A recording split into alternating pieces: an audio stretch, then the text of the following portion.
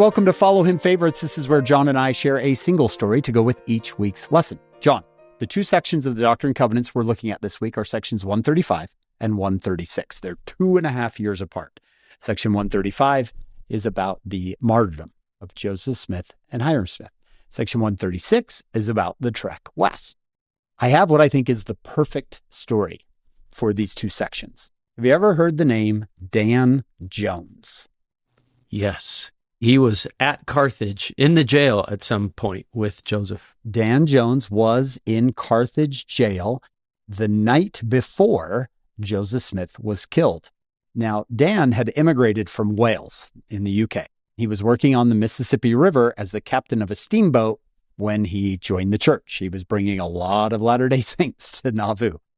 Did you know that Dan Jones receives Joseph Smith's last recorded prophecy? Here's the story.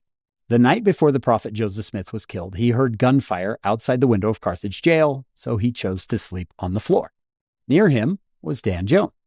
The prophet asked Dan if he was afraid to die. Dan replies, "Has that time come, think you? Engaged in such a cause, I do not think that death would have many terrors." But then Joseph prophesied, "You will yet see Wales and fulfill the mission appointed you before you die." The prophet's promise was fulfilled in 1845 when Dan and his wife Jane were called to serve in Wales.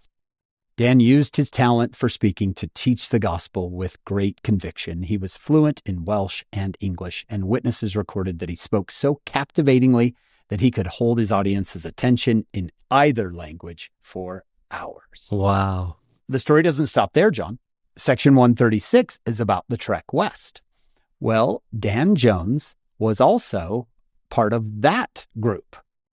He is crossing the plains in 1856 with some of these Welsh saints that he had converted. He is part of the Willie and Martin handcart companies, which most of us know were those two handcart companies that were stuck in the blizzards and had many people dying. They were starving. He says in his journal, "Game soon became so scarce that we could kill nothing. We ate all the poor meat. One would get hungry eating it. Finally, that was all gone. Nothing now but the hides were left, the skin. We made trial of them. A lot was cooked and eaten without any seasoning, and it made the whole company sick. Many were so turned against this stuff that it made them sick just to think of it. Things looked dark, for nothing remained but these poor raw hides taken from the starved cattle. We asked the Lord to direct us what to do. The brethren did not murmur, but felt to trust in God. We cooked the hide, then after soaking and scraping the hair off until it was soft, and then ate it, glue and all. This made it rather inclined to stay with us longer than we desired. Finally, I was impressed how to fix the stuff and gave the company advice, telling them how to cook it, for them to scorch and scrape the hair off. This had a tendency to kill and purify the bad taste that scalding gave it.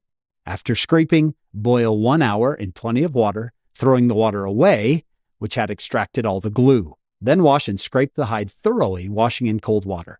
Then boil to a jelly and let it get cold, and then eat it with a little sugar sprinkled on it. This was considerable trouble, but we had little else to do, and it was better than starving." And then he makes this statement, John.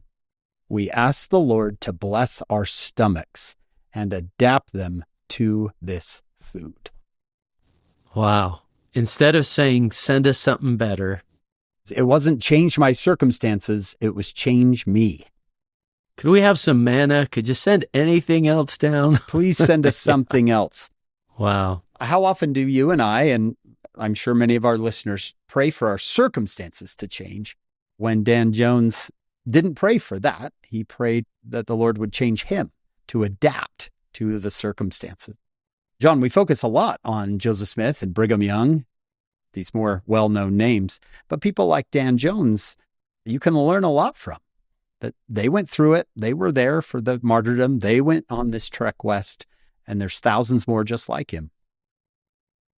Yeah, and that's one of those, I think I complain too much type stories. I need those. I think I can make it. If the microwave breaks, I don't think I need to break into tears next time. Right. I think I can. Right. I think I'll survive. If the Wi-Fi is down, yeah. Yeah.